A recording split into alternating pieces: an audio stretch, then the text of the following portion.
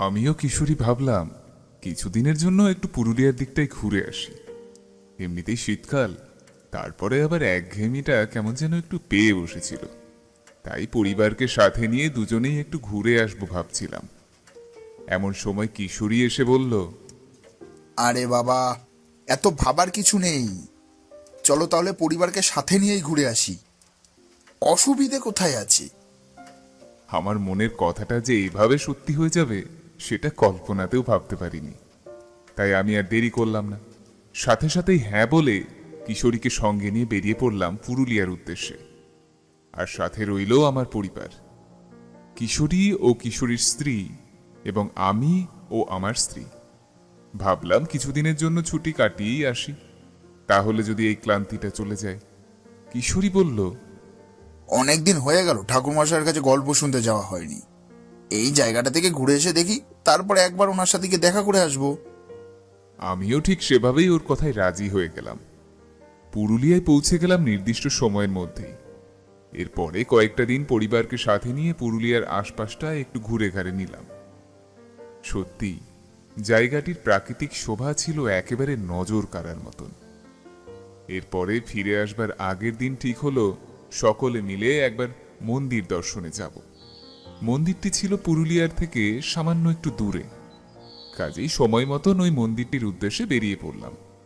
সেখানে গিয়ে যে চমৎকারটি ঘটতে দেখলাম, সেটি দেখা মাত্রই একেবারে চক্ষু চরক গাছ হয়ে গেল। কিশোরী আমাকে বলল, আরে, ও ও ওই লোকটিকে ঠাকুরমশাইয়ের মতো দেখতে না? আরে, উনি এখানে এলেন কিভাবে? আমি কি ঠিক দেখছি নাকি ভুল? কিছুই তো আন্দাজ করতে পারছি না।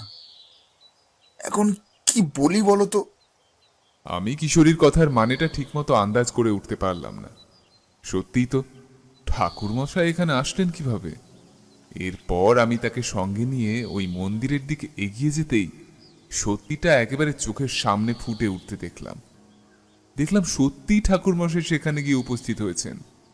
উনি আমাদেরকে দেখে বললেন, আরে কি ব্যাপার বিভূতি, তোমরা এত সকালে এখানে যে ঘুরতে এসেছো নাকি? আমি বললাম, আরে বাপ রে, কি সৌভাগ্যের বিষয় বলুন তো ঠাকুরমশাই। আপনাকে যে এইভাবে পেয়ে যাব সেটা কল্পনাতেও ভাবতে পারিনি। তা এখানে কি কাজে? ঠাকুরমশাই বললেন, আর বলো না, এরা জেদ করে আমাকে এখানে নিয়ে এসেছে। এই যে মন্দিরটা দেখছো, এটা অনেক পুরাতন একটা মন্দির। এই মন্দিরে নতুন করে ভিত্তিপ্রস্তর স্থাপিত হচ্ছিল, আর এই গ্রামেরই এক পুরনো পরিচিত লোক গিয়ে আমাকে কলকাতার বাড়ি থেকে ধরে এখানে নিয়ে এসেছে। ফলে আমিও এখানে না এসে আর থাকতে পারিনি। এই কাজ সমাপ্ত হলো, আগামীকাল আবার বাড়িতে ফিরে যাব আর কি। আমি বললাম, ভালোই হলো। ভেবেছিলাম আপনার সাথে অনেকদিন দেখা সাক্ষাৎ হয়নি, এখন দেখছি ব্যাপারটা একেবারেই পরিবর্তিত হয়ে গেল। আপনিও আগামীকাল ফিরছেন যখন, একসাথেই আমরা সকলে আপনাকে নিয়ে ফিরে যাব। অবশ্য আপনার যদি আমাদের সাথে যেতে কোনো আপত্তি না থাকে তবেই। না না, আমার আবার কিসের আপত্তি, চলে গেলেই হয়।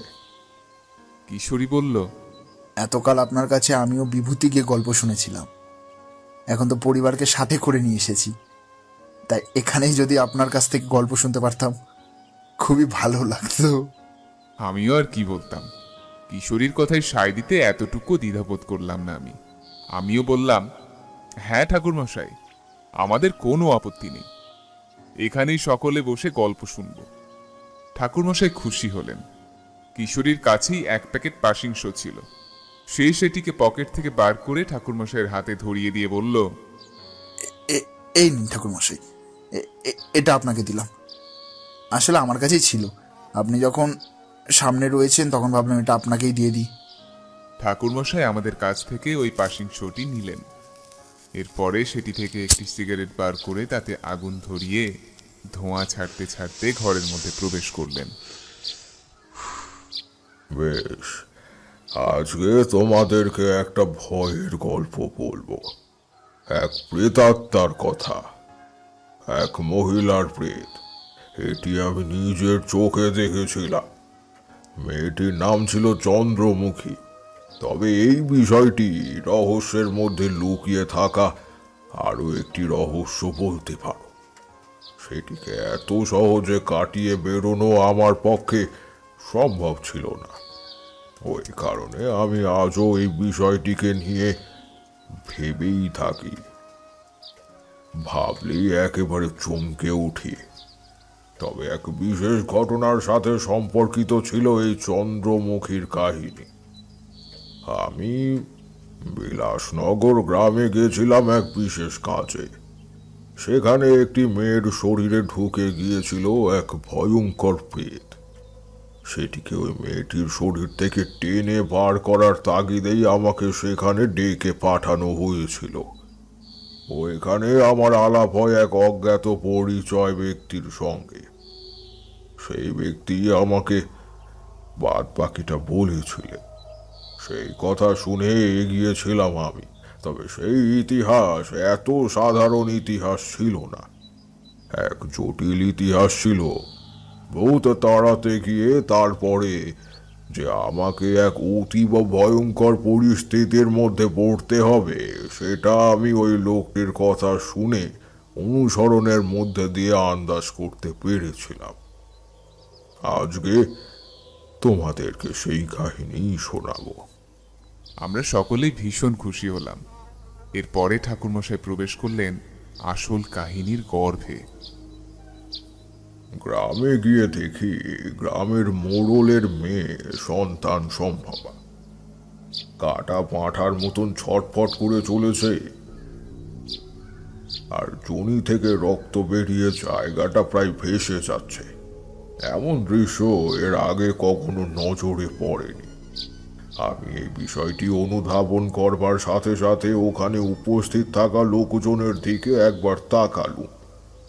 দেখলুম তাদের চোখে মুখে এক প্রবল ভয়ের অনুভূতি। তারপরে মোড়ল মশাইয়ের কাছে এগিয়ে গেলাম। তাকে উদ্দেশ্য করে বললাম, মোড়ল মশাই, আপনার মেয়ের অবস্থা তো একেবারেই ঠিক লাগছে না। আপনি এখনো কোনো বুড়ি দাইমাকে খবর দেননি কেন? আমার তো মনে হয় মেয়েটির তন্ত্রমন্ত্রের থেকেও এখন চিকিৎসার অধিক প্রয়োজন। মোড়ল মশাই কিছুক্ষণ চুপ করে রইলেন। তারপর আমাকে উদ্দেশ্য করে বললেন, আপনি একেবারেই ভুল ভাবছেন ঠাকুরমশাই। আমি আমার মেয়েকে এইভাবে ফেলে রাখিনি। কিছুক্ষণ বাদেই দেখবেন এই মেয়ে কেমন অদ্ভুত আচরণ শুরু করেছে। তখন আপনি নিজের চোখেই বিষয়টা দেখে অনুমান করতে পারবেন। আমি মোড়লের কথা তেমন ভাবে কানে নিলাম না, কারণ আমার ঘটনাটা দেখে মনে হয়েছিল এটা আমার দ্বারা ঠিক হবে না। এর জন্য সত্যি সত্যি মেয়েটার চিকিৎসার প্রয়োজন। আমি পুনরায় মোড়ল মশাইকে উদ্দেশ্য করে কিছু একটা বলতে যাব, এমন সময় নজরে পড়ল একটা ভয়ঙ্কর কিছু। দেখলাম মেয়েটির জনির ভিতর থেকে বাচ্চার পরিবর্তে বেরিয়ে আসছে একটা নখলো হাত। সেই হাতটা ওই জায়গাটিকে একেবারে বিচ্ছিন্ন করে বেরিয়ে আসতে চাইছে যেন। সেই দৃশ্য খালি চোখে দেখবার মতো নয়। সেই দিকে তাকিয়ে দেখব কি, ঠিক সেই মুহূর্তেই ওই মেয়েটি দেখলাম উঠে দাঁড়িয়েছে। আস্তে আস্তে তার পা দুখানা জমি থেকে ক্রমশ ওপরের দিকে উঠে যাচ্ছে। এই দৃশ্য দেখে ওখানে সকলেই ভয়ে একেবারে হতবাক হয়ে গেল। আমিও কি বলবো কিছুই বুঝে উঠতে পারলাম না। এমন সময় দেখি ওই মেয়েটির চুল হাওয়ায় উড়ছে, আর সে আমাকে কর্কশ কণ্ঠে বলে উঠল, কি ভেবেছিস এত সহজে আমি একে নিষ্কৃতি দেব? ঠিক আমাকে যেভাবে শেষ হতে হয়েছে, আমি প্রত্যেককে এইভাবেই শেষ করব। প্রসব যন্ত্রণা আসলে কি সেটা জানানোটা খুব জরুরি। এরকম সকলকে শেষ করবো আমি, তাদেরকে তরবে তরবে মেরে ফেলবো।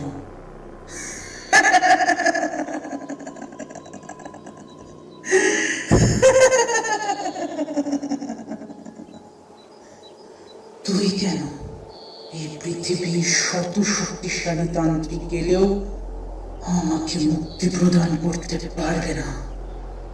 ওই কথাগুলো শুনে সেদিন আমার টনক নড়েছিল বইকি।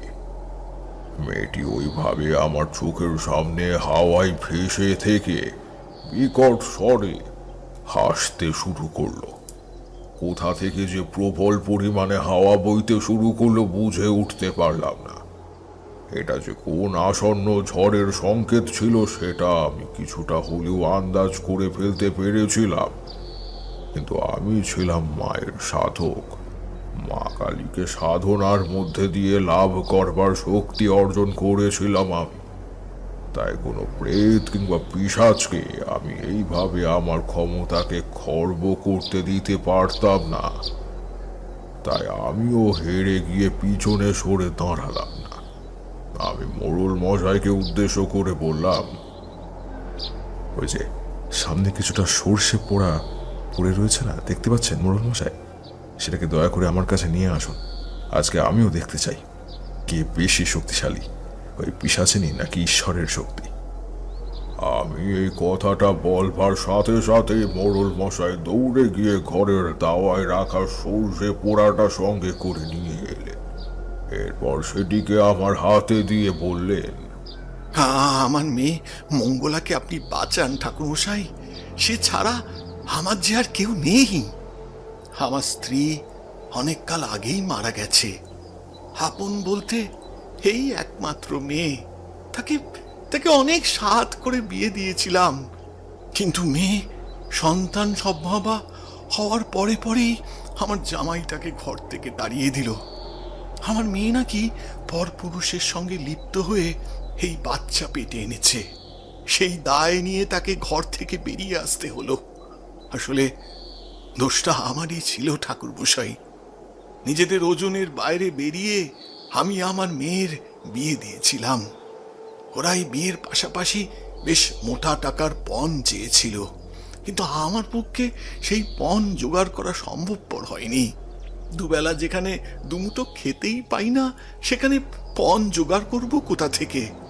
ওটাই হয়ে গেল দরিদ্র বাপের অসহায়তা, আর তার শাস্তি ভোগ করতে হলো আমার মেয়ে মঙ্গলাকে। মেয়েকে বাড়িতে নিয়ে এলাম। মেয়ে বেশ ভালোই ছিল, তবে একদিন রাতের বেলা মঙ্গলাকে খুঁজে না পেয়ে এদিক ওদিক লোক পাঠিয়েছিলাম। কারা যেন বলল মঙ্গলা জঙ্গলের দিকে গেছে। আমিও তৎক্ষণাৎ লোক লস্কর নিয়ে মঙ্গলাকে খুঁজতে বেরিয়ে পড়লাম। গ্রামের ওই প্রান্তে এক গভীর জঙ্গল রয়েছে ঠাকুরমশাই। মঙ্গলাকে এহেন আচরণ করতে পূর্বে কখনোই কেউ দেখেনি।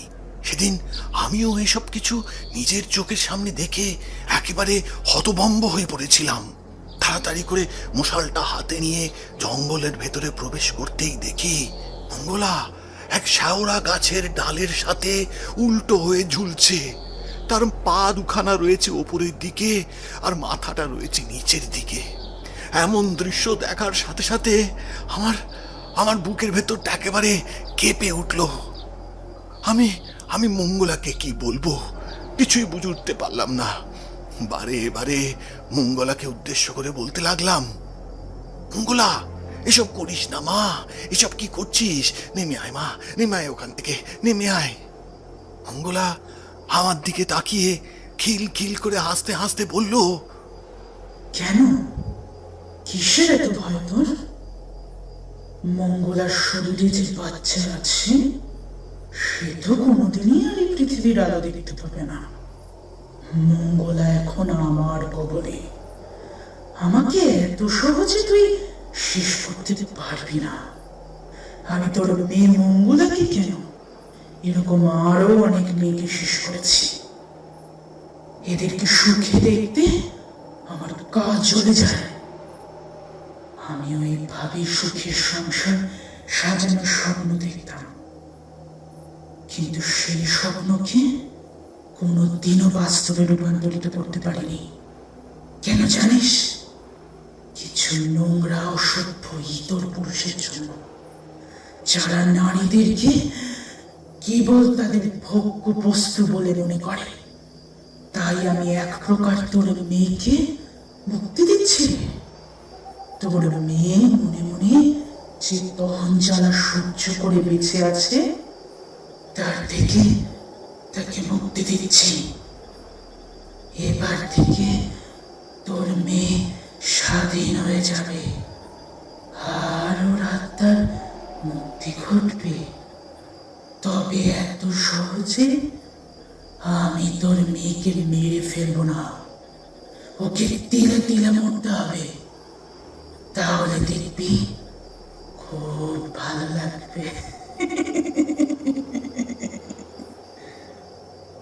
মঙ্গলা এই কথাগুলো বলেই গাছ থেকে ধপ করে মাটিতে পড়ে গেল। মনে হলো যেন মঙ্গলা নয়, তার নিথর শরীরটা পড়ে রয়েছে। আমি গ্রামের বাদবাকি লোকজনদের সঙ্গে নিয়ে মঙ্গলার দিকে আস্তে আস্তে এগিয়ে গেলাম। দেখলাম ওর চোখ মুখের অবস্থা একেবারেই ঠিক নেই, বিকট ভাবে গোঙাচ্ছে সে। আমরা তাড়াতাড়ি ওকে ধরাধরি করে গ্রামে ফিরিয়ে নিয়ে এলাম। সেই থেকে মঙ্গলার ভীষণ জ্বর। ভরা মাসে ওকে এমন আচরণ করতে দেখে গ্রামের প্রত্যেকেই আতঙ্কিত হয়ে পড়েছিল। আজকে সন্ধেবেলা হঠাৎ ওর প্রসব যন্ত্রণা শুরু হলো। বিশ্বাস করুন ঠাকুরমশাই, গ্রামে একটা দাইমাকে পেলাম না যে একটু সাহায্য করবে। মনে হচ্ছে যেন জীবনের সব থেকে বড় অভিশপ্ত মুহূর্তের মধ্যে দিয়ে এগিয়ে চলেছি। এই অভিশাপ যেন শেষ হতেই চাইছে না। কি করব কিছুই বুঝে উঠতে পারছি না ঠাকুরমশাই। এদিকে মঙ্গলাকেও যে চোখের সামনে মরতে দেখতে হচ্ছে। হে ভগবান, হে আমার কি সর্বনাশ হলো! এই কথাগুলো বলেই মোড়ল মশাই আমার সামনে চোখের জল ফেলতে লাগলো। আমিও প্রকৃতপক্ষে এর সঠিক কারণ অনুমান করতে পারলাম না, তবে সময় অপচয় করবার মতন অবস্থায় একেবারেই ছিল না। তাই বাধ্য হয়ে আমার হাতে থাকা ওই সর্ষে পোড়াটা আমি মঙ্গলাকে উদ্দেশ্য করে ছুঁড়ে দিলাম। সাথে সাথে দেখলাম ওর কণ্ঠের ভিতর থেকে বেরিয়ে আসলো এক ভয়ানক আর্তনাদ। সে চিৎকার করে উঠে বলতে শুরু করলো, আবার দেখা হবে তারানাথ, আবার দেখা হবে আমাদের। এত সহজে আমি হার মানবো না তারানাথ। তোর সাথে লড়াই করতে খুব ভালো লাগবে। এই লড়াইটা খুব চলবে। আমিও দেখতে চাই এই লড়াইয়ে তোর আর আমার মধ্যে কে জেতে। আজকে আমি চলে যাচ্ছি, কিন্তু খুব তাড়াতাড়ি তোর সাথে আবার আমার সাক্ষাৎ হবে তারানাথ। আবার সাক্ষাৎ হবে। তুই তোর এই গ্রামে আসার উদ্দেশ্য সম্পর্কে এখনো পরিচিত হতে পারিসনি। কিন্তু সামান্য একটা ঘটনা মাত্র। আসল কারণ যখন জানতে পারবি, তখন তোর সব জাদুবিদ্যা ফুরুত করে উড়ে যাবে। তুই দেখটাও পাবি না।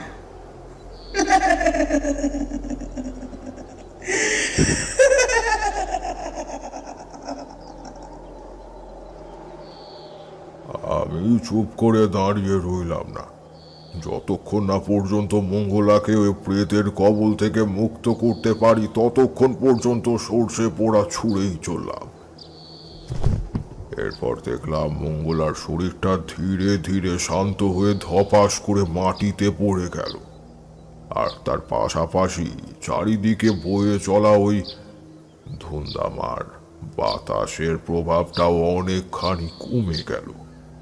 সেটি ধীরে ধীরে এবং শান্ত পরিবেশে পরিণত হলো। তবে মঙ্গলার পেটে থাকা সন্তানকে আমি রক্ষা করতে পারিনি, কিন্তু মঙ্গলা জীবন ফিরে পেয়েছিল। তাই সেই যাত্রায় আমি অন্তত মোড়ল মশায়ের সম্মান বাঁচাতে পেরেছিলাম। কাহিনীটা এই পর্যন্ত বলে থামলেন ঠাকুরমশাই। কিশোরী তাকে উদ্দেশ্য করে জিজ্ঞাসা করল, ও মা, এর মধ্যেই কাহিনীটি শেষ করে দিলেন ঠাকুরমশাই? আপনি যে বললেন এর পরেও নাকি আরো ভয়ঙ্কর ঘটনা ঘটেছিল, আর ওই যে প্রেতের সাথে আপনার সাক্ষাৎ হলো, সে কি এর পরে আর আপনাকে দেখা দেয়নি? ঠাকুরমশাই পুনরায় সিগারেটে আরেকটা টান দিয়ে কিশোরীকে ব্যঙ্গের স্বরে বললেন, আমার জীবনে আজ পর্যন্ত যত ঘটনা ঘটেছে কিশোরী, তার কোনোটাই কিন্তু মিথ্যে প্রমাণিত হয়নি। এতদিন ধরে তোমাদের কাছে যা যা ঘটনা বলেছি তার সবটাই কিন্তু সত্যি, এটা জেনে রেখো।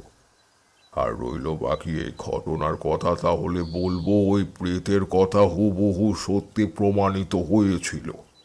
এটি ছিল সামান্য সূত্রপাত মাত্র। সত্যি সত্যি এই পরের ঘটনা ছিল আরো অনেক বেশি গভীর। আমি ঠাকুরমশাইয়ের কথা শুনে বেশ ভালোই খুশি হলাম। তারপরে তাকে উদ্দেশ্য করে বললাম, বাহ, এ তো খুব ভালো প্রস্তাব ঠাকুরমশাই। সেদিনকার ঘটনার মধ্যেও বুঝতেই পারছি প্রেতেদের সাথে আপনার চুক্তি স্বাক্ষরিত হতো বই কি। তারাও যে এভাবে এসে আগাম বার্তা পৌঁছে দিয়ে যাবে তা আপনার মুখে শুনে অবাক হচ্ছি। মনে হচ্ছে এর পরের গল্পটা আরো বেশি ভয়ঙ্কর হতে চলেছে। কি তাই তো ঠাকুরমশাই? ঠাকুরমশাই মৃদু হেসে বললেন, 100 ভাগ সত্যি কথা বলেছে বিভূতি। এর পরের ঘটনাটি আরো অনেক বেশি ভয়ঙ্কর সাব্যস্ত হয়েছিল বই কি। মঙ্গলাকে তো আমি সেই যাত্রায় বাঁচিয়ে মোড়ল মশাইয়ের হাতে তুলে দিলাম। ভাবলাম সেদিন রাতের বেলায় নিজের গৃহে প্রত্যাবর্তন করে যায়। এইসব কাজ করবার পর আমার নিজের শরীরটাও খারাপ হয়ে গিয়েছিল, তার সাথে মনটাও ভীষণ ভারাক্রান্ত লাগছিল। মঙ্গলার সাথে সাথে তার পেটে থাকা শিশুটিকে যদি রক্ষা করতে পারতাম তাহলে পরবর্তীকালে মঙ্গলা আর একজন রক্ষা কবচ তৈরি হতো। কিন্তু সে যে একা পড়ে গেল এইটা ভেবেই আমার মনটা ভীষণভাবে ভেঙে পড়েছিল। কিন্তু নিয়তিকে তো আর কখনো ঠোলানো যায় না। তাই এইসব কথা ভাবতে ভাবতেই আমি নিজের গ্রামের দিকে প্রত্যাবর্তন করতে লাগলাম।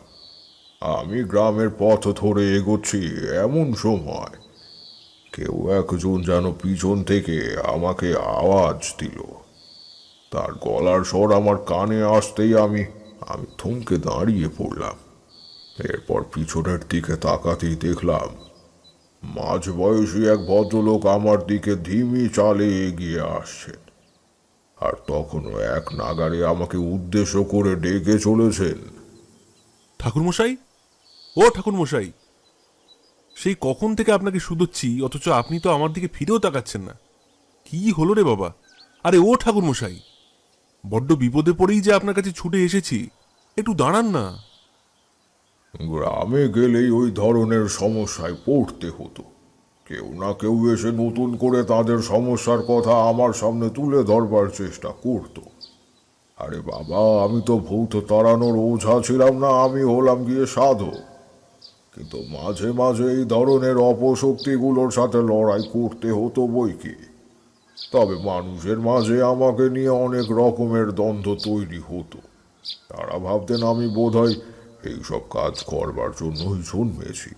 ফলে লোকটিকে ওভাবে আমার পানে ছুটে আসতে দেখে আমি সেখান থেকে পালানোর চেষ্টা চরিত্র করতে লাগলাম, কিন্তু বিশেষ লাভ হলো না। লোকটি সেই আমাকে মাঝপথে ধরে ফেললেন। তারপর আমার সামনে দাঁড়িয়ে হাঁপাতে হাঁপাতে বললেন, ঠাকুরমশাই নমস্কার, আমি পূর্বপাড়া গ্রাম থেকে আসছি। আপনি আমাকে ঠিক চিনতে পারবেন না। পূর্বপাড়া গ্রাম এই গ্রামের থেকে বেশ খানিকটা দূরে অবস্থিত। তবে আজকে এক বিশেষ কাজে আমাকে এই গ্রামে আসতে হয়েছিল, সেই কারণেই আমি এসেছিলাম। এরপর অনেকক্ষণ ধরে আপনার ক্রিয়াকলাপ নিজের চোখে দেখেছি। আমার বাড়িতেও এই একই অবস্থা ঠাকুরমশাই। কিন্তু এখানে যেমন আপনি মঙ্গলাকে ঠিক করে দিতে পারলেন, সেখানে কিন্তু পরিস্থিতি একেবারে ভিন্ন। আমাদের বাড়িতে এমন এমন সব ঘটনা ঘটছে যেগুলির কোনো বাস্তব প্রমাণ নেই। ভয়ঙ্কর ভয়ঙ্কর সব ঘটনা। কে যে এইসবের মূলে রয়েছে সেটাও আমরা খুঁজে বার করতে পারছি না। ফলে পরিস্থিতি ক্রমান্বয়ে জটিল থেকে জটিলতর হতে বসেছে। এই ফাঁকে যদি আপনি আমাদের পাশে না থাকেন তাহলে আমরা একেবারে চরম বিপদের মুখোমুখি পড়ে যাব ঠাকুরমশাই। দয়া করে আমাদের উদ্ধার করুন, এভাবে বিপদের মধ্যে ফেলে চলে যাবেন না। আমি লোকটিকে উদ্দেশ্য করে জিজ্ঞাসা করলাম। আচ্ছা, সে না হয় বুঝলাম, কিন্তু আপনার নাম কি? লোকটি পুনরায় আমাকে উদ্দেশ্য করে বললেন, আগে আমার নাম বিমল। তাহলে আমি কি ধরে নেব যে আপনি আমার সাথে যেতে চাইছেন? আমি তাকে উদ্দেশ্য করে বললাম, এত করে যখন কাকুতি মিনতি করছো, তখন মনে হয় না যে তুমি মিথ্যে কথা বলছো বিমল। যদি এই সব কিছু সত্যি হয়ে থাকে, তবে আমি যদি বিচার বিবেচনা করে দেখি যে তোমাদের ওই বাড়িটিকে কোনো অপশক্তি ঘিরে রেখেছে, তাহলে আমি অতি অবশ্যই তোমাদেরকে সাহায্য করব। তবে জানি না কেন আমার মনের মধ্যে আজকে একটা শঙ্কা তৈরি হয়েছিল। কথাটি বলেই আমি কিছুক্ষণ চুপ করে একটা বিষয়কে নিয়ে ভাবতে লাগলাম। ঠিক সেই মুহূর্তেই বিমলা আমাকে পাল্টা প্রশ্ন করে বসলো। কি নিয়ে আপনার মনে শঙ্কা তৈরি হয়েছে ঠাকুরমশাই? আমি বিমলকে বললাম, আজকে যখন আমি মঙ্গলার শরীর থেকে ওই প্রেতিনীকে বাইরে বার করছিলাম, সেই সময় সে আমাকে এক অদ্ভুত সংকেত দিয়ে গিয়েছিল। সে পরিষ্কার করে বলে গিয়েছিল এরপর নাকি আবার তার সাথে আমার সাক্ষাৎ হবে। এর পূর্বেও আমি আর একটা গ্রামে গিয়েছিলাম কিছুদিন আগেই, এরকম আরও একটা ঘটনার মুখোমুখি হতে হয়েছিল আমাকে, আর সেখানেও আমি এই ধরনেরই সংকেত আবিষ্কার করেছিলাম। কোনো একটা প্রেতাত্মা তো রয়েছে বিমল, যেটা আমাকে পিছু পিছু দৌড় করাচ্ছে। এটাই হলো তার উদ্দেশ্য। এখন জানি না তুমি যে সমস্যার কথা বলছো সেই সমস্যার সাথেই এর কোনো গভীর যোগসূত্র রয়েছে কিনা, আর যদি যোগসূত্র থেকেও থাকে তাহলে সেটা কত ক্ষেত্রে সত্যি, কারণ এত সহজে তো এই সমস্যার সমাধান বার করা যায় না। আমি এতকাল ধরে মায়ের সাধনা করে আসছি, অথচ এখনো পর্যন্ত দৈব যোগে আমি এই সমস্যার সমাধানের কোনো উপায় খুঁজে বার করতে পারিনি। ফলে কোথাও না কোথাও মনে হচ্ছে এসবের সাথে আরো বড় কিছু জড়িয়ে রয়েছে। বিমল আমার প্রতিটা কথা শুনল, তারপর আমাকে উদ্দেশ্য করে বলল, আপনার সব কথাই আমি বেশ ভালোভাবে আন্দাজ করতে পারছি ঠাকুরমশাই। তবে একবার আমাদের বাড়িতে চলুন, নিজের চোখে সবকিছু দেখুন। আশা করি আমার মনের মধ্যে থাকা ভয়গুলোকে আপনিও প্রত্যক্ষ করতে পারবেন।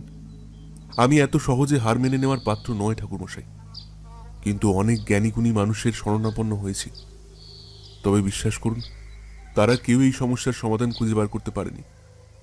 আমার তো মনে হয় এটা আজকের কোনো ঘটনার সাথে সম্পর্কিতই নয়, এর সাথে পূর্বের কোনো ঘটনা মিশে রয়েছে, আর সেই ঘটনার প্রভাবটাই আমরা এখন চোখের সামনে দেখতে পাচ্ছি। আমি বিমলকে উদ্দেশ্য করে বললাম, এটা দুশ্চিন্তা করবার সময় নয় বিমল, কারণ এই রকম শক্তি নানানভাবে জানান দেয়। এরা কখনোই পরিষ্কারভাবে কোনো কিছু তোমার সামনে তুলে ধরবে না। এরা কঠিন থেকে কঠিনতর পরিস্থিতি তৈরি করতে পছন্দ করে, আর এরা চায় আমাদের মতো সাধকেরা এদের শরণাপন্ন হোক, তারপরেই কোনো সমস্যার সমাধান পেল। তবে তোমার কথা শুনে এবং আমার অভিজ্ঞতা থেকে আমি এটুকু বলতে পারি যে এই ধরনের প্রেত কিংবা পিশাচিনীর আবির্ভাব ঘটে পূর্বের কোনো অভিশাপকে কেন্দ্র করে। তারা তাদের প্রতিশোধের আগুন নেভাতে এইভাবে সাধারণ মানুষের ক্ষতি করে চলে। তাই যতক্ষণ না পর্যন্ত আমি নিজের চোখে সবটাও অনুধাবন করতে পারছি, ততক্ষণ পর্যন্ত স্থিরভাবে তোমাকে আমি কোনো কিছুই জানাতে পারবো না, কিংবা নির্দিষ্ট করে কোনো সিদ্ধান্ততেই উপনীত আমি হতে পারবো না। বিমল বলল, বেশ ঠাকুরমশাই, আমি আপনার সব কথাই বেশ মনোযোগ সহকারে শুনলাম, এবং কোথাও না কোথাও এটাই মনে হলো যে আপনি অন্যদের তুলনায় অনেক বেশি বিচক্ষণ। আপনি যে সঠিকভাবে এই ব্যাপারগুলো দেখবেন এবং সমাধানের চেষ্টা করবেন, সে বিষয়ে আমি একেবারেই নিশ্চিত। বেশ, আপাতত আপনি আমার সাথেই চলুন ঠাকুরমশাই। আমি আমার বাড়িতেই না হয় আপনার থাকা খাওয়ার ব্যবস্থা করে দেবো। আপনি যতদিন খুশি ওখানে থেকে এই সমস্যার সমাধান খুঁজে বার করবার চেষ্টা করবেন। চিন্তা নেই, আমি আপনার কাছে অনুরোধ রেখেছি মাত্র। আমিও আপনার মতোই নিয়তিতে বিশ্বাসী, কারণ নিয়তি এমনই একটা বিষয় যা থেকে কেউ কোনো দিনও দূরে পালাতে পারেনি। ফলে আপনি যদি প্রয়াস করেও ব্যর্থ হন, তাহলে আমি বুঝবো যে ঈশ্বরের এটাই ইচ্ছা ছিল। বিমলের কথাবার্তাগুলো ছিল অনেকখানি বুদ্ধিদীপ্ত। আজকালকার মানুষেরা যেভাবে কেবল অর্থের বিনিময়ে সাহায্য দান পছন্দ করে, আমি একেবারেই তেমন মানুষ ছিলাম না। সব সময় মানুষের কাছ থেকে অর্থ সংগ্রহ করি যে তাকে সহায়তা করতে হবে, তেমন সাধককে ভণ্ড ছাড়া আর কিছুই বলা যায় না। তাই বিমল আমাকে অর্থের লোভ দেখালেও আমি তা গ্রহণ করতে চাইলাম না। উপরন্তু আমি তাকে উদ্দেশ্য করে বললাম, আমি তোমার সাথেই যাব বিমল। বেশ, তুমি তোমার বাড়ির ঈশান কোণে যদি কোনো ঘর ফাঁকা থাকে তাহলে আমাকে সেইখানে একটা থাকার ব্যবস্থা করে দিও। ভেবেছিলাম গৃহে ফিরে এক বিশেষ কাজে মনোনিবেশ করব, কিন্তু এখন বুঝতে পারছি এত সহজে গৃহে ফেরা সম্ভব হবে না। এই সমস্যা যেভাবে আমার জীবনটাকে ঘিরে রেখেছে, আগে সেটির সমাধান করতে হবে, তারপর অন্য কিছু। বিমল আমাকে উদ্দেশ্য করে জিজ্ঞাসা করলো, ঠাকুরমশাই, এত দিক থাকতে আপনি হঠাৎ ঈশান কোণের ঘরটায় কেন থাকতে চাইলেন? আমি তাকে উত্তর দিলাম, কারণ ঈশানকোণ হলো এই ধরনের প্রেতাত্মা ও পিশাচদের ক্ষেত্রে খুবই দুর্বল একটি স্থান। সেই স্থানের সাথে তারা সহজে কোনো কোনো কিছুরই চিহ্নিতকরণ পছন্দ করে না। এই সব দিকে ঘেঁষতে ওরা বড্ড ভয় পায়। আমি যে তাকে ভয় পেয়ে এমন সিদ্ধান্ত নিয়েছি এমনটা ভাবার কিন্তু কোনো কারণ নেই বিমল। আসলে আমি নিশ্চিন্তে বসে যাতে তাকে পরখ করতে পারি, তার প্রতিটি কার্যকলাপের দিকে খেয়াল রাখতে পারি, ঠিক সেই কারণেই কিন্তু আমি তোমাকে এই পরামর্শ দিয়েছি। আশা করি তুমি আমার কথা ভালোভাবে আন্দাজ করতে পারছো। বিমল সেদিন আমাকে নতুন করে আর কোনো প্রশ্নের মুখোমুখি ফেলল না। আমি তার সঙ্গে তার গ্রামের উদ্দেশ্যে এগিয়ে চললাম। গ্রামটা খুব বেশি দূরে অবস্থিত ছিল না, তাই রাতের প্রহর আরো ঘন অন্ধকারে আচ্ছন্ন হওয়ার পূর্বেই আমরা সেখানে উপস্থিত হয়ে গেলাম। বিমল আমাকে উদ্দেশ্য করে বলল, ওই ওই যে বাড়িটা দেখতে পাচ্ছেন ঠাকুরমশাই, ওইটাই হলো আমাদের বাড়ি। ওখানে আমি আর আমার দাদা বসবাস করি। আমরা দুজনেই বিবাহিত। ওই বাড়িতে প্রবেশ করবার পূর্বে আমি আপনাকে আরও একটি কালো সত্যের কথা জানিয়ে রাখতে চাই। আমাদের বাবা 2 বছর আগে মারা গিয়েছেন। আমরা আমাদের মাকে হারিয়েছি অনেক ছোট বয়সেই। আমার দাদা, মানে বড়দার কথা বলছি আর কি, উনি কিছু সময় মায়ের সাথে কাটিয়েছিলেন ঠিকই, তবে সেসব স্মৃতি এখন অনেকটাই মলিন হয়ে গিয়েছে, বা বলতে পারেন ছোট বয়সের ঘটনা হওয়ায় তা বিস্মৃত হয়ে গিয়েছে। আমাদের মাঝখানেও একটা ভাই ছিল জানেন। আমরা মোট 3 ছেলে, কিন্তু আমি আমার দাদাকেই দেখেছি, মাঝের দাদাকে কোনো দিন দেখিনি। অর্থাৎ মেজদার কথা বলছি। ওনার সাথে যে কি ঘটেছিল আমি সত্যিই জানি না। তবে যতবার আমি আমার দাদাকে ওই মেজদার ব্যাপারে জিজ্ঞাসা করতে গেছি, ততবারই আমার দাদা এড়িয়ে গিয়েছেন আর বলেছেন এই বিষয়ে যেন এই পরিবারে কোনো কথা না ওঠে। জানি না এটা কেমন রহস্য। তবে আপনি যখন এসেছেন, আশা করি আপনি ঠিক নিজের বুদ্ধিমত্তা এবং কৌশলের দ্বারা এই সমস্ত অবর্ণনীয় সত্যগুলির বহিঃপ্রকাশ ঘটাতে পারবেন। এখন আমরা সকলেই বলতে পারেন আপনার দয়ার উপরেই বেঁচে থাকব। আমি বাড়িতে পা রাখার আগে বিমলকে আবারও ধন্যবাদ জানিয়ে বললাম, এই কথাগুলো আমাকে জানিয়ে বেশ ভালোই করেছো বিমল, কারণ বেশ কিছু সত্যের গন্ধ আমি এখানে অনুভব করতে পারছি। এইগুলো জেনে ফেলার ফলে আমার কাছে আগামী পরিসরটা আরো অনেক বেশি পরিচ্ছন্ন হয়ে ধরা দিচ্ছে। যাকে এসব লুকিয়ে থাকা সত্যকে বার করাই তো আমাদের আমাদের কাজ।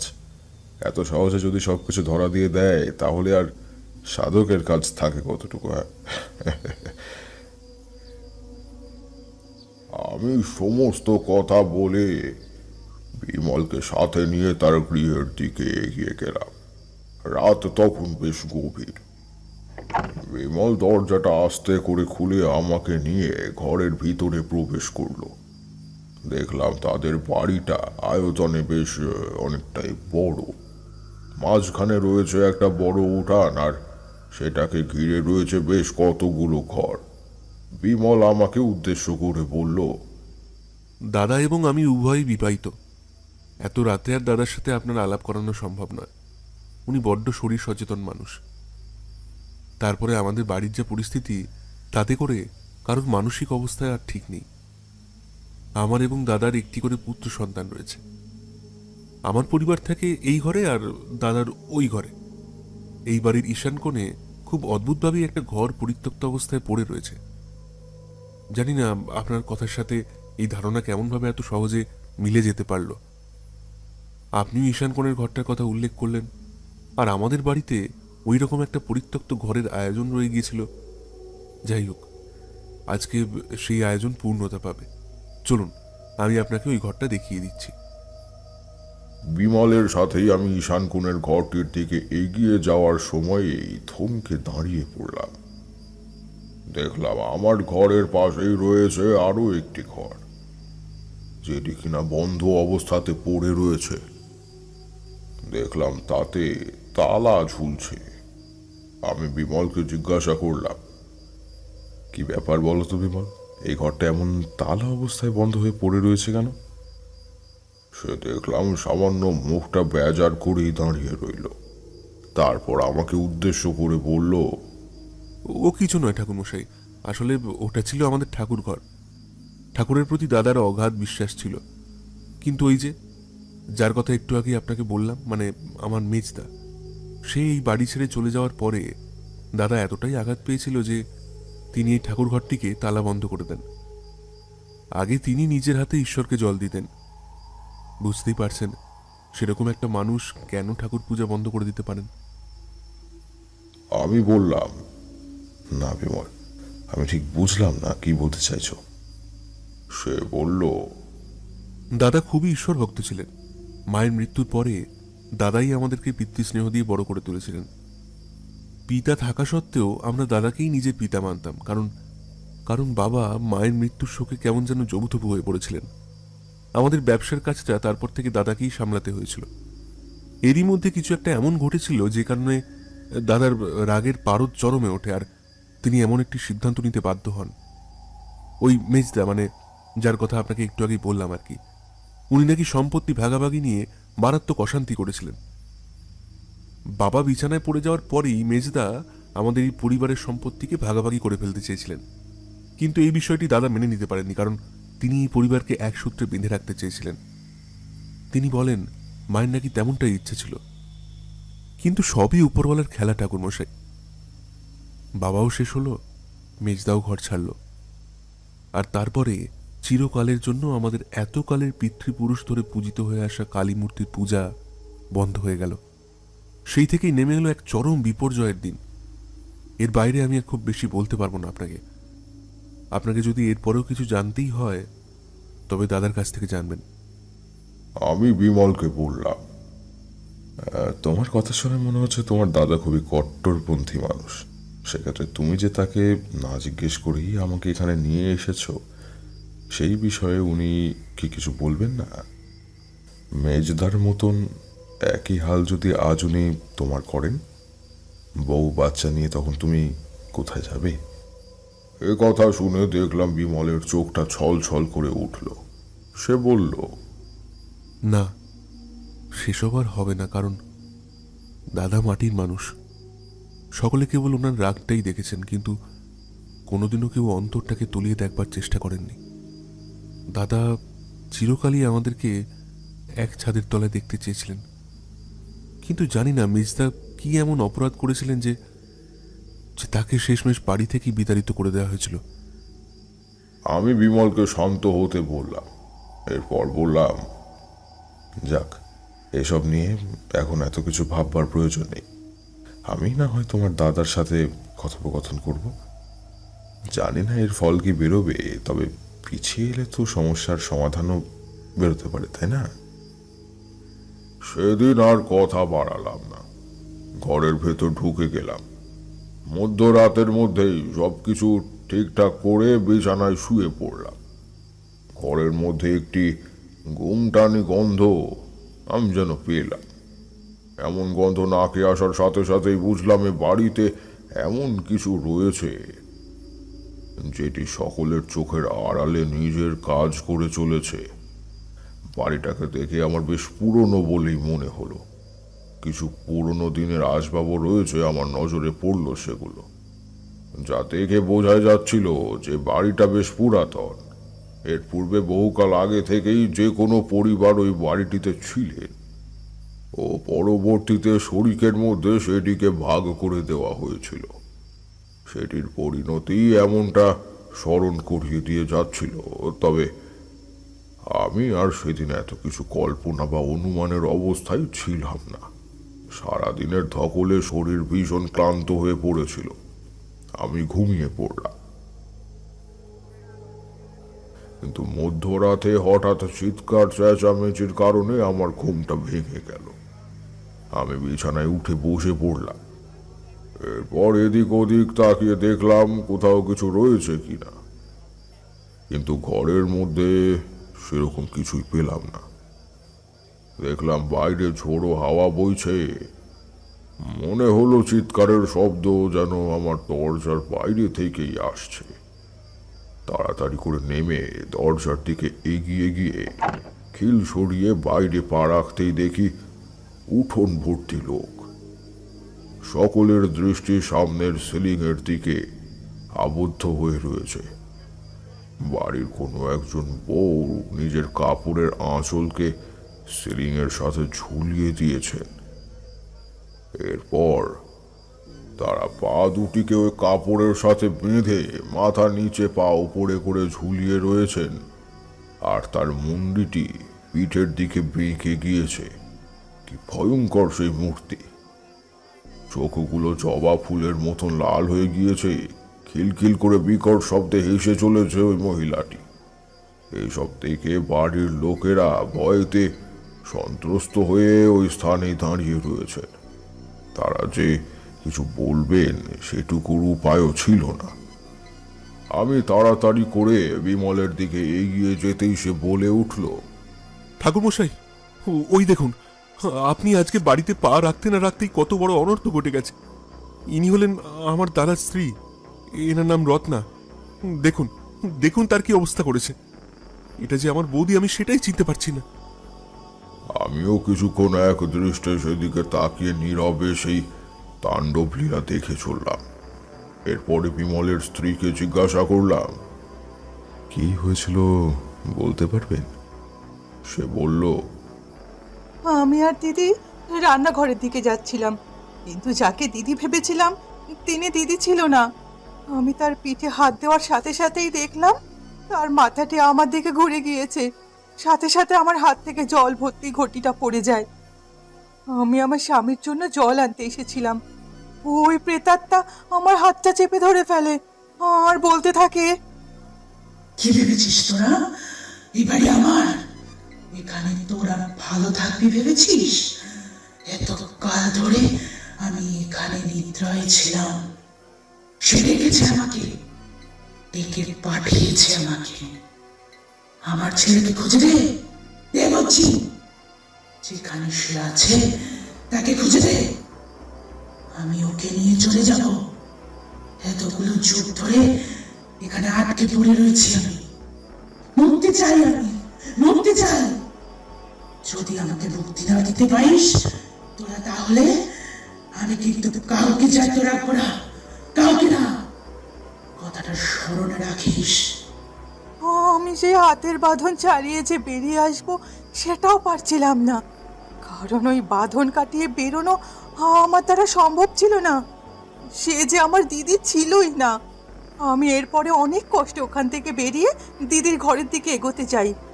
ব্যাস, সেই সময় পা পিছলে উঠোনে পড়ে যাই, ব্যথায় কাতরাতে থাকি।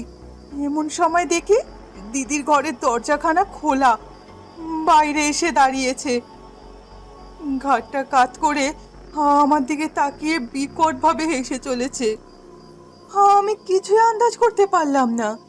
এদিকে ব্যথায় কোকিয়ে উঠেছি, এমন সময় দেখি দিদি একেবারে আমার চোখের সামনে। কিভাবে ওই জায়গা থেকে বিনা পায়ে শব্দ করে সে এখানে এসে হাজির হলো সেটাই বুঝতে পারলাম না। মানুষের তো পায়ে শব্দ হবে। তাকাতেই দেখলাম দিদির চুলগুলো হাওয়ায় উঠছে, আর সে আমাকে উদ্দেশ্য করে বলছে, এবারে তো বিশ্বাস করবি সুমনা, আমি সত্যি এবারে রত্নার শরীরে ঢুকে গেছি। এবারে কি করবি? এতক্ষণ তো ঢুকতে পারছিলাম না, কিন্তু এখন তো তুই আমাকে আর বার করতে পারবি না। এবারে কিন্তু একে শেষ করবো। এই বলেই দেখলাম দিদি ওই দিকটা এগিয়ে যাচ্ছে। তারপরে কাপড়টা হিড় হিড় করে টান মেরে খুলে সিলিং এর সাথে ঝুলিয়ে সেটার সাথে গলায় প্যাচ দিয়ে ঝুলে পড়লো। ওটা যে দিদি নাকি অন্য কেউ, বিশ্বাস করুন আমি এখনো বুঝতে পারছি না। এসব কি হচ্ছে আমাদের সাথে? দিদি গো, ও দিদি, আরে কেউ আমার দিদিকে বাঁচান। এই বলে বিমলের স্ত্রী হা হুতাশ করতে শুরু করলো। আমি যে কিছু করব সেসব মাথায় আসছিল না। বিমলের দাদা রাঘব দেখলাম তার স্ত্রীকে বাঁচানোর জন্য উদ্যত হচ্ছে। আমি তাকে তাড়াতাড়ি করে থামিয়ে বললাম, আমাকে আপনি চিনবেন না, আপনার ভাই মানে বিমল আমাকে এখানে নিয়ে এসেছে। আমার নাম তারানাথ চাটুর্যে। আমি একজন সাধক, একটা বিশেষ উদ্দেশ্যে আমি এখানে এসেছিলাম, কিন্তু এখন দেখছি ওই বিভীষিকা আপনাদের বাড়িতেও রয়েছে। এ বাড়িতে রয়েছে সে কালো অভিশাপের বীজ। সেটিকে গোড়া থেকে একেবারে উপড়ে না ফেলতে পারলে কিন্তু সেটি আপনাদের পরিবারকে একেবারে শেষ করে ফেলবে। আপনার স্ত্রীর শরীরে যে প্রবেশ করেছে সে কোনো সাধারণ প্রেতাত্মা নয়। একাধিক নারীকে শেষ করে এবারে এখানে এসে পড়েছে সে। কিন্তু সে এমনি এমনি এগুলো করছে না, কেউ এসবের আড়াল থেকে গোটা খেলাটাকে খেলাচ্ছে। সেই বিষয়টাই কিন্তু জানতে হবে। রাঘব আমার কথায় থমকে দাঁড়ালেন। এরপরে আমি আবারও সেই কালো সরিষা বার করে রত্নার দিকে ছুঁড়ে দিতে লাগলাম। সাথে সাথে আগের মতোই ভয়ঙ্কর দৃষ্টিতে সে আমার দিকে তাকিয়ে বলল, আবার আবার এসেছিস তুই পোড়ামুখ। তুই যেখানে যাস আমাকে পালাতে হয়। ভাবিস না এভাবে তুই আমাকে শেষ করতে পারবি? কিছুতেই না। এবারে আমি আর রত্নার এই দেহ থেকে বেরোবো না। এবারে আমি একে মেরেই তবে দম দেব। আমি একে শেষ করে ফেলবো। দেখি দেখি তুই আর তোর এই সকল সাকরেদ কি করতে পারে।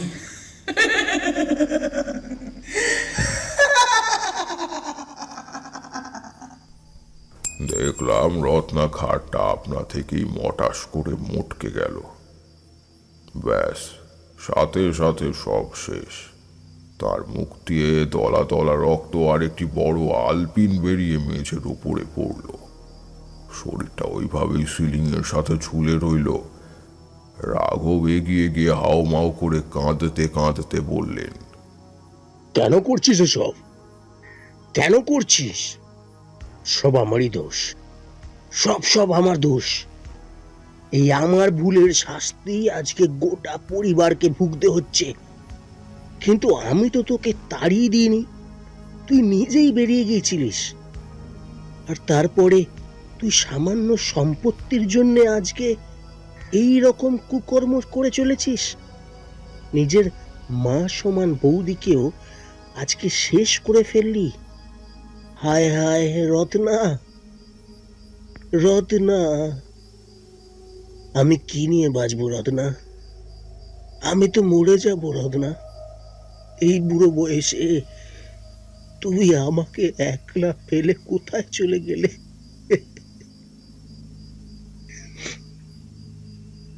রাঘবের এই অবস্থাটি খুবই স্বাভাবিক ছিল। আমি তাকে শান্ত করলাম। এরপরে রত্নার দেহটিকে ওখান থেকে ধীরে সুস্থে নামিয়ে দাহ সংস্কারের কাজ করলাম। তারপরে বাড়িতে ফিরে রাঘব সহ পরিবারের সকলের সামনে ঘটে যাওয়া ঘটনাগুলির কথা বিস্তারিতভাবে আমি বললাম।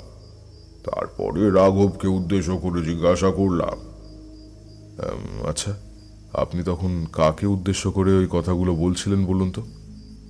আপনার মেজো ভাইকে উদ্দেশ্য করে কি?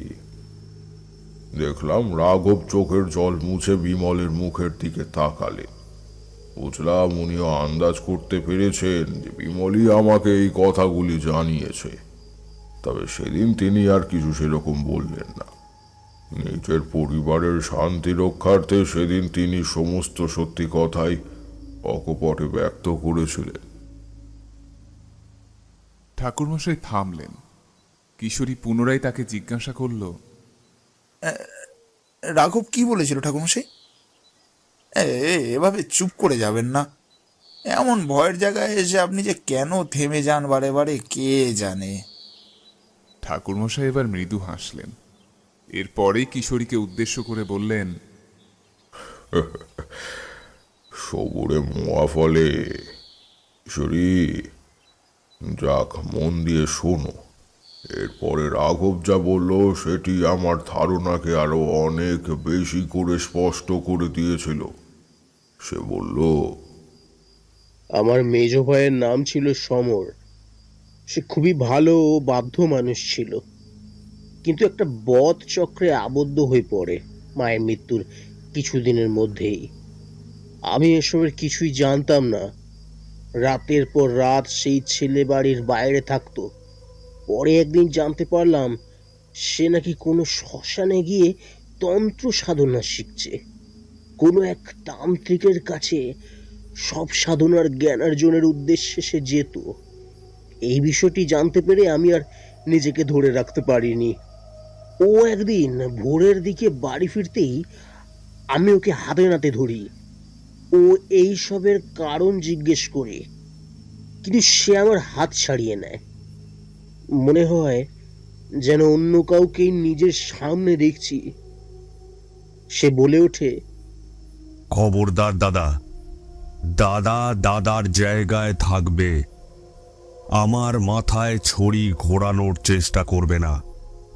আমি জানি তোমার উদ্দেশ্য কি, কি পরিকল্পনা করে তুমি এই বাড়িতে আমাদের একসাথে রাখতে চাইছো। বিমল কিছু না বুঝলেও আমি কিন্তু খুব ভালো করেই বুঝে গিয়েছি। তাই আমিও আমার ভাগেরটা বুঝে নেব। আর তোমার মতন একটা ঢিঠ লোককে কি করে সমঝোতা করতে হয় তা আমার ভালোভাবেই জানা আছে। সোজা আঙুলে যখন ঘি উঠলই না, তখন তো আমাকে আঙুলটা বাঁকাতে হতোই। কি বলো দাদা? আমি আরো রেগে বললাম, এসব কি বলছিস তুই সমর? আমি তোদেরকে একসাথে রাখতে চাই, এটাই আমার উদ্দেশ্য। আমার মাও তেমনটাই চেয়েছিলেন। মৃত্যু শয্যায় উনি আমার হাত ধরে এই অনুরোধ করেছিলেন যে আমি যেন এই পরিবারটাকে সারা জীবন আঁকলে রাখি। সে বলল, একদম মিথ্যে বলবে না, একদম না। আমি সব জানি। ওসব ওসব তোমার মন গড়া কথা। আসলে তুমি নিজেই গোটা সম্পত্তির ভাগ চাও, আর সেই কারণেই তুমি এইসব করে চলেছ, যাতে আমাদেরকে বোকা বানিয়ে নিজের এই সম্পত্তির ওপর ক্ষমতা প্রতিষ্ঠা করতে পারো। কিন্তু আমিও ছাড় মানবার পাত্র নই দাদা। কি ভেবেছিলে? কি ভেবেছিলে তুমি? কালো জাদুর কালো শক্তির দ্বারা আমার এই পরিবারকে শেষ করে দেবে, তাই না? এরপর আমিও দেখব তোমরা কিভাবে আমার কোপ থেকে নিস্তার পাও। আমি সবই জানি, কিন্তু এটা মনে রেখো, এই বাড়িটা বাবা যাদের কাছ থেকে কিনেছিল তাদের পরিবারে এক মহা শক্তিশালী অভিশাপের ছায়া ছিল। সেসব লুকিয়ে গিয়েছিল তারা, তাই বাবা জানতে পারেনি। কিন্তু সাধনার দ্বারা আমি সেই সব কিছুকে দেখতে পেয়েছি। এখন আমিও জানি খেলাটা কিভাবে খেলতে হবে। এই পুরনো অভিশাপকে আমি আমার ক্ষমতা বলে ডেকে আনবো, আর তারপর শেষ করে দেব তোমাদের সবাইকে। সেটা করে দিতে পারলেই এই সম্পত্তি আমার হয়ে যাবে, আর তোমাদেরকে খুনের দায়টাও আমার কাঁধে নিতে হবে না। কারণ মারবো আমি, কিন্তু আমার হয়ে কাজটা করবে অন্য কেউ। বুঝলে? বুঝলে দাদা? নাও, এখনো কিন্তু বোঝনি নাকি? হ্যাঁ, এসব করতে আমার আরো অনেকগুলো বছর সময় লাগবে, কিন্তু তারপর ফিরবো আমি। সর্বশক্তি সঞ্চয় করে ঠিকই ফিরে আসবো এসবের শেষ দেখতে। সেদিন দেখব তোমরা কিভাবে আমাকে প্রতিরোধ করতে পারো। কিভাবে পারো।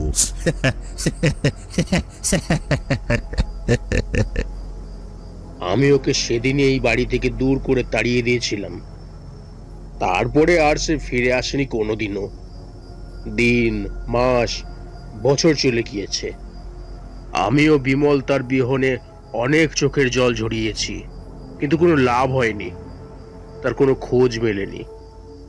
জানি না সে কেমন আছে, কিন্তু আজকের এই সকল ঘটনা প্রমাণ করে দিয়ে যাচ্ছে তার অস্তিত্বের কথাগুলো। সে যা যা বলেছিল আর যেভাবে যেভাবে বলেছিল, সেই সব কিছুকেই আমি বাস্তবে ঘটতে দেখেছি।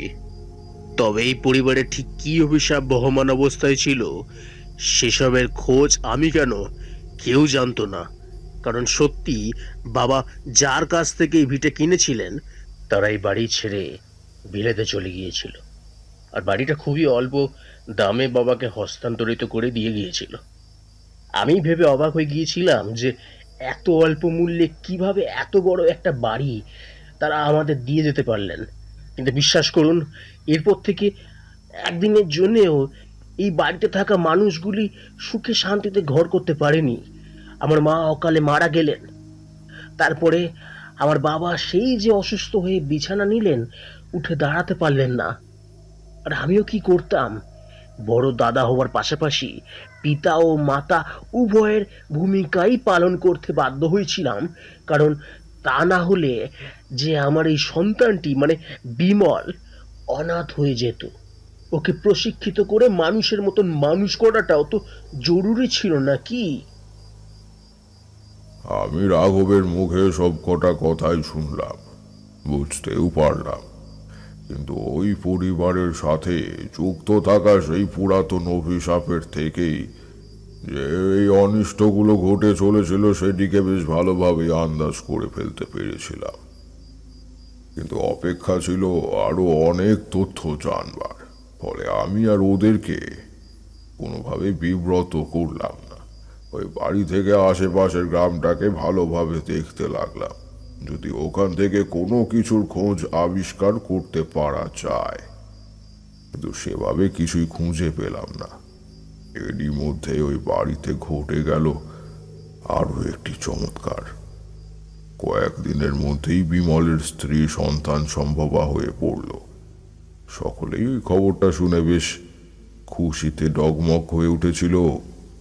কিন্তু সে একই পরিণতি। সন্তান পেটে আসবার সাথে সাথেই বিমলের স্ত্রীর আচরণের পরিবর্তন হয়ে গেল। একদিন সকলের অলক্ষ্যে একটি দা নিয়ে এসে নিজের হাতে নিজের পেটে কোপ মারল সে। সাথে সাথে গল গল করে রক্ত বেরোতে শুরু করলো। ফিনকি দিয়ে রক্ত বেরিয়ে আমাদের চোখে মুখে একেবারে ভরে গেল। এই দৃশ্য দেখে বিমল জ্ঞান হারালো, কিন্তু কিছু করার পূর্বেই আরো এবং আবারও সেই আর্তনাদের সুর ভেসে এলো বিমলের স্ত্রীর মুখ থেকে। আরেকটা জমিয়ে গেলাম তারানাথ তোর সামনে দিয়ে। এবারে কি করবি? মেয়েদের শিকার করতে আমার দিব্যি ভালো লাগেছে।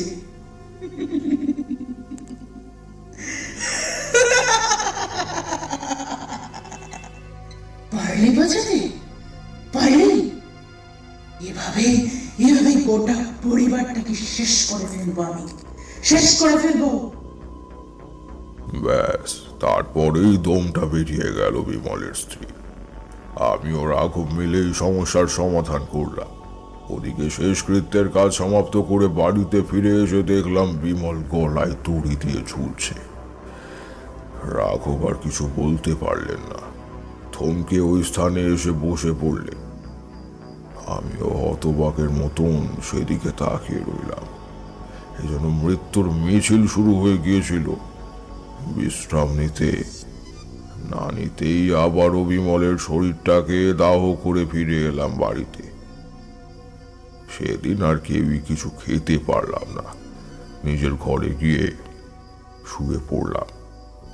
কিন্তু সেদিন রাতে সন্ধান পেলাম এক দিব্য জ্যোতির। সামনের দিকে তাকাতেই দেখলাম স্বয়ং মা কালী আমার সামনে এসে উপস্থিত হয়েছে। আমি হাত জোর করে তার দিকে তাকিয়ে রইলাম। মা বললেন, তারানাথ, আমি তোকে এই স্থানে নিয়ে এসেছি কারণ তুই ছাড়া এদেরকে কেউ উদ্ধার করতে পারবে না। তোকে আমি নিজের সাধনার ফল লাভের সুযোগ করে দিতে চাই। এই বাড়িতে আমি প্রতিষ্ঠিত ছিলাম, কিন্তু এই পরিবারের এক পূর্ণ অভিশাপের দরুন সবটা শেষ হয়ে গেছে। আজ আমি আর পূজা পাই না, আর এই কারণেই এই পরিবার অভিশাপদৃষ্ট হয়ে পড়েছে। আমার হাত বাঁধা, তোকে এই অভিশাপের কবল থেকে এই পরিবারকে রক্ষা করে পুনরায় আমার পূজা করতে হবে। আমার অভিষেকের দ্বারা আমায় পুনঃপ্রতিষ্ঠিত করতে হবে। আমি বললাম, কিন্তু কিন্তু কিভাবে মা? আমি যে কোনো কিছুই বুঝে উঠতে পারছি না। মা বললেন, হবে হবে, সবই পারবি, সহজ করে দিলেই পারবি। এটি একটি জমিদার পরিবার ছিল। জমিদার নৃপতি নারায়ণের খুব খারাপ শখ ছিল। সে একাধিক মেয়ের সাথে সহবাস করত, কিন্তু শেষে একটি মেয়েকে সে সুদূর বেনারস থেকে এখানে নিয়ে এসেছিল নিজের নর্তকী বানিয়ে। তার নাম ছিল চন্দ্রমুখী। চন্দ্রমুখীর নাচ দেখতে দেখতে নৃপতি নারায়ণ এতটাই মুগ্ধ হয়ে গিয়েছিল যে তিনি চন্দ্রমুখীকে ভোগ করবার স্বপ্ন সাজাতে শুরু করেছিলেন। চন্দ্রমুখী বিবাহিত হওয়ার পাশাপাশি ওর একটি পুত্র সন্তান ছিল। মাত্র 10 মাস বয়সের ছেলেকে সাথে নিয়ে পেটের টানে তাকে এভাবে নৃত্য পরিবেশন করতে হতো। নৃপতি এসবের কথা জানা সত্ত্বেও চন্দ্রমুখী দুর্বলতার সুযোগ নিয়ে তাকে ভোগ করেছিল। কিন্তু চন্দ্রমুখী এই অপমান মেনে নিতে পারেনি। সে জমিদারকে খুন করবার জন্য উদ্যত হলে নৃপতি নিজের হাতে ছোড়া দিয়ে চন্দ্রমুখীর নলি কেটে দেন, আর সেই সাথে তার 10 মাস বয়সী সন্তানটিকেও এই বাড়ির পিছনের জমিতে জ্যান্ত পুঁতে দেন। সেই থেকে চন্দ্রমুখীর আত্মা হন্যে হয়ে নিজের সন্তানকে খুঁজে বেড়াচ্ছে। নৃপতি নারায়ণ নিজের হাতে এই কুকাজ করলেও তিনি অর্থের দ্বারা সকলের মুখ বন্ধ করে দিয়েছিলেন, যাতে কেউ তার এই কালো কাজের কথা বাইরে রটাতে না পারে। আর ঠিক তেমনটাই হয়েছিল। কিন্তু নৃপতি নারায়ণকে মুখোমুখি হতে হয়েছিল চন্দ্রমুখীর। চন্দ্রমুখীর আত্মা তাকে মেরে ফেলে। এই পরিবারের বাকিদের উপরেও সে নিজের ক্ষমতা প্রতিষ্ঠিত করতে চেয়েছিল, কিন্তু তারা কোনো রকমে এই বাড়িটি বিক্রি করে পালিয়ে যায়। তবে ওর ছেলের শরীরটাকে না খুঁজে পেলে এই চন্দ্রমুখীর আত্মা এখান থেকে যাবে না। এই ঘটনা আজকের থেকে 60-70 বছর আগেকার। সেই থেকে আজ পর্যন্ত এই পরিবারের উপরে ঝড় বয়ে গিয়েছে। আমি এই পরিবারকে রক্ষা করতে পারিনি, কারণ প্রত্যেকেই নিয়তির বাঁধনে আবদ্ধ। চন্দ্রমুখীর আত্মাকে পুনরায় ডেকে নিয়ে আসে এই পরিবারের সন্তান সমর। সে চন্দ্রমুখীকে তার সন্তানের খোঁজ পাইয়ে দেওয়ার নাম করে তাকে দিয়ে এই সকল ঘৃণ্য কাজ করিয়ে চলেছে। আর সেই প্রেতাত্মাও নিজের অস্তিত্ব ফিরে পাওয়ার জন্য ও মুক্তি লাভের আশায় এই কাজ অবলীলায় করে চলেছে। আমি হাত জোর করে সব কটা কথাই শুনলাম। তারপর মাকে জিজ্ঞাসা করলাম, তবে তবে উপায় কি মা? কি প্রকারে আমি এই ধ্বংসলীলা থামাতে পারবো? মা বললেন, এই গ্রামেই আছে সমর। সে সাধনায় পারদর্শী হয়ে ফিরে এসেছে। তোকে ওর সাথে লড়াই করতে হবে, শেষ করতে হবে তোকে। কিন্তু এই কাজ বড়ই কঠিন তারানাথ। সে এখন মারাত্মক শক্তিশালী পিশাচ সিদ্ধ তান্ত্রিকে পরিণত হয়েছে, কিন্তু আমার আশীর্বাদ রয়েছে তোর উপরে। তোর কোনো ভয় নেই তারানাথ, তুই ঠিক এই যুদ্ধে জয়লাভ করতে পারবি। তথাস্তু। আমি মায়ের ওই রূপটাকে আর দেখতে পেলাম না। স্বয়ং দেবী সেদিন এসে আমাকে সব সত্যিটা বলে দিয়ে গিয়েছিলেন। এই কারণেই তো বলে যে সত্যিকারের মা কালীর ভক্ত যে হয়, মা তাকে ঠিক নিজে এসে পথ দেখান। শুধুমাত্র মায়ের প্রতি অপার বিশ্বাস রাখতে হয়, আর কোনো কিছুরই প্রয়োজন পড়ে না। ঠাকুরমশাই পুনরায় থামলেন। এরপরে আমি তাকে উদ্দেশ্য করে জিজ্ঞাসা করলাম, আচ্ছা ঠাকুরমশাই, ওই সমরের খোঁজ কি আপনি পেয়েছিলেন? আর সে কি আপনার কাছে পরাস্ত হয়েছিল? এগুলো বড্ড জানতে ইচ্ছা করছে ঠাকুরমশাই, কি ঘটেছিল এরপরে? ঠাকুরমশাই আমাকে উদ্দেশ্য করে বললেন, ধৈর্য ধরো বিভূতি, সবটাই বলবো। হ্যাঁ, অবশ্য আমি সেই সময়ের খোঁজ পেয়েছিলাম। ওই গ্রামেরই মহা শ্মশানে আমি তার হদিশ খুঁজে পেয়েছিলাম। মায়ের দর্শন লাভের পরে আমি তার দেখানো পথ ধরেই অগ্রসর হয়েছিলাম। একদিন রাতের অন্ধকারে গ্রামের জঙ্গলাকীর্ণ পথ ধরে শ্মশানের দিকে অগ্রসর হচ্ছিল এমন সময়ে একটা কালো ধোঁয়া এসে আমার চারিপাশে প্রদক্ষিণ করতে শুরু করে দিল। সেটিকে দেখা মাত্রই আমি চমকে উঠলাম। জানতাম চন্দ্রমুখের আত্মা তখনও মুক্ত, আর তাকে পরিচালিত করে চলেছে ওই সমর। সে যে আমার আগমনের বার্তা ঠিকই পেয়ে গিয়েছে ও সেটিকে প্রতিরোধের জন্য এই সকল কাজগুলি করে চলেছে, সেটি ভালোভাবেই আন্দাজ করে ফেলতে পেরেছিলাম আমিও সাথে সাথে মন্ত্রের শক্তির দ্বারা সেই শক্তিকে প্রতিরোধের জন্য সচেষ্ট হলাম। দেখলাম এক বিকট অট্টহাসির সুর ভেসে আসছে আমাকে লক্ষ্য করে। তারানাথ, এবারে তো আমি তোকে শেষ করে ফেলব। এবারে কি করবি তুই? আমি পিছিয়ে যাওয়ার লোক ছিলাম না। আমিও বললাম, ক্ষমতা থাকে তো আমার সাথে লড়াই করে দেখা। তুই তো অন্যের দ্বারা পরিচালিত হচ্ছিস, তোর নিজের কোনো ক্ষমতায় নেই। আর তুই যার চামচে হয়ে এই কাজগুলো করছিস, সে কোনোদিনই তোকে তোর সন্তানের কথা জানাবে না। সে নিজের কাজ সিদ্ধি করবার জন্যই তোকে কাজে লাগাচ্ছে। সে চাইছে তোকে দিয়ে আরো প্রভাবশালী তান্ত্রিক হতে।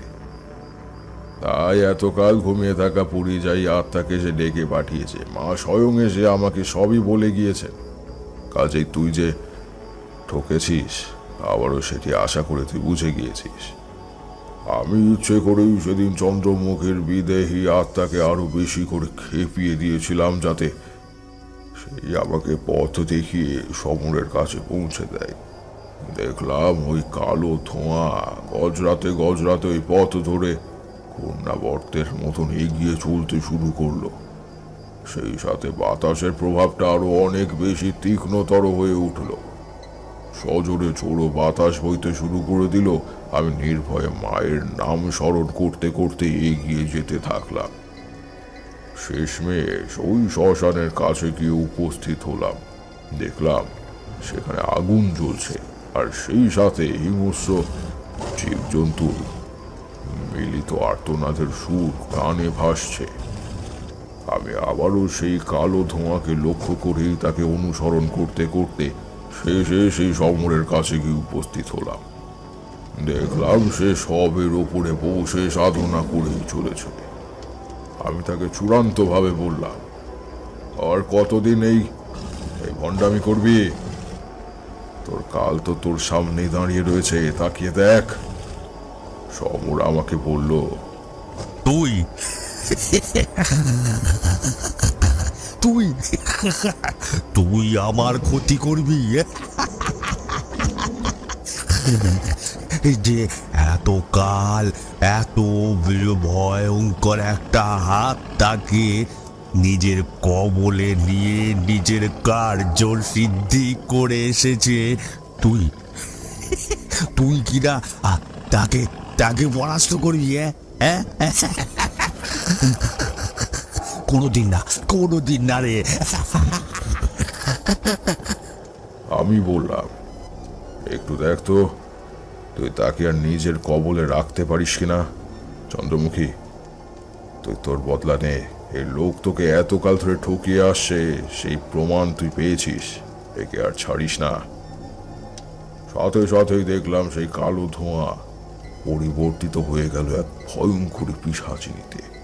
বিকট রূপ ধারণ করে হাওয়ার তালে তালে রণদুন্দুবি বাজিয়ে এগিয়ে আসতে থাকলো সেই প্রেত। তার প্রতিটি পদশব্দ জমিতে আগুন ঝরাতে শুরু করলো। দেখলাম সেই তান্ত্রিক ভয়েতে ঠক ঠক করে কাঁপতে কাঁপতে বলছে, না, ছেড়ে দে আমাকে চন্দ্রমুখী, আমাকে ছেড়ে দে, আমাকে ছেড়ে দে চন্দ্রমুখী, আমাকে ছেড়ে দে। না, এবারে আগে তোকে শেষ করব, তারপরে নিজের সন্তানকে খুঁজে বার করব, আর এরপরে মুক্তি হব আমি। এতকালের অত্যাচারের হাতে থেকে মুক্তি, এতকালের এই কঠিন কারাগারের মতো আবদ্ধ জীবনের থেকে মুক্তি। এতকাল ধরে এই বুকের মধ্যে যে যন্ত্রণা নিয়ে বেঁচে থেকেছি, সেই যন্ত্রণা থেকে মুক্তির সময় এসে গেছে। আমাকে মুক্ত হতে হবে। আর তার জন্য প্রয়োজন তোর মতন এক পাপীকে শেষ করা। তুই আমাকে ব্যবহার করেছিস। এতকাল আমি কেবল ব্যবহৃত হয়ে এসেছি। কেউ আমার কদর বোঝেনি, আর না আমার কোনো কাজের জন্য কৃতজ্ঞ থেকেছে। কেউ আমাকে কোনোদিনও গ্রহণ করেনি, কেবল ব্যবহারের পরে বর্জন করেছে। তুই আমাকে কথা দিয়েছিলিস যে তুই আমার সন্তানকে খুঁজে দিবি, কিন্তু তুই দিতে পারিসনি। এবারে শেষ হ তুই। চন্দ্রমুখী খিলখিলিয়ে বজ্রের ন্যায় তীক্ষ্ণভাবে বলল। এই বলেই দেখলাম চন্দ্রমুখীর প্রেত তাঁর ডান হাতটা বাড়িয়ে দিল, আর সমরের হৃৎপিণ্ডটাকে তাঁর শরীর থেকে উপড়ে নিয়ে এসে বাইরে ফেলল। যন্ত্রণায় ছটফট করতে করতে শেষ হয়ে গেল সমর। আর এরপরে চন্দ্রমুখীর প্রেত শান্ত হয়ে বলল, আমার সন্তানকে খুঁজে দে বলছি। আমি তোর কাছে হাত জোর করে ভিক্ষা চাইছি, কথা দিচ্ছি, ওকে পেলে আমি আর কারোর কোনো ক্ষতি সাধন করব না। চুপচাপ এই তল্লাট ছেড়ে চলে যাব। এমনি আমি আমার প্রতিশোধ নিয়েছি। আগে নৃপতি নারায়ণকে শেষ, এই সমরকেও শেষ করেছি। এবারে নিজের সন্তানের সাথে চলে যাওয়ার পালা। আমি বুঝলাম এটাই সঠিক সময়। ওকে বললাম, বেশ, চল তবে আমার সাথে, আমি তোকে সেই স্থানের সন্ধান দিচ্ছি। এরপর আমি সেই পথ ধরে পৌঁছালাম বাড়িতে। সেখানে পিছনের দিকটা ছিল একেবারে জঙ্গলে ঢাকা। ওই স্থানে কোথাও কোনো আমলে সেই ছেলেকে পোঁতা হয়েছিল সেটি আমার পক্ষে খুঁজে বার করা সম্ভব ছিল না। তবে লাল আবিরের দ্বারা আমি চমৎকার ফুটিয়ে সেই স্থানটাকে চিহ্নিত করে ফেলতে পারলাম। হাতে লাল আবির নিয়ে ওই জমির দিকে ছুঁড়ে দিতেই একটি বিশেষ স্থান আলোকিত হয়ে উঠল। দপদপ করে আলো জ্বলে উঠতেই বুঝলাম ওই স্থানটিতেই রয়েছে সেই শিশুর দেহ। এরপরে আমি চন্দ্রমুখীর আত্মাকে বললাম, যে স্থানে ওই আলো স্থির হয়ে রয়েছে ওই স্থানের মাটিতে কোপাতে থাক, যা, ওর নিচেই রয়েছে তোর সন্তানের দেহ। আমার কথা মতন হাওয়ার চেয়েও দ্রুত বেগে চন্দ্রমুখী মাটি কোপাতে শুরু করলো। পড়লে সে মাটি কুপিয়ে বের করে নিয়ে এলো সেই সন্তানের হাড়গোড়। অতকাল আগে পোঁতা কোনো কিছুরই আর অস্তিত্ব ছিল না।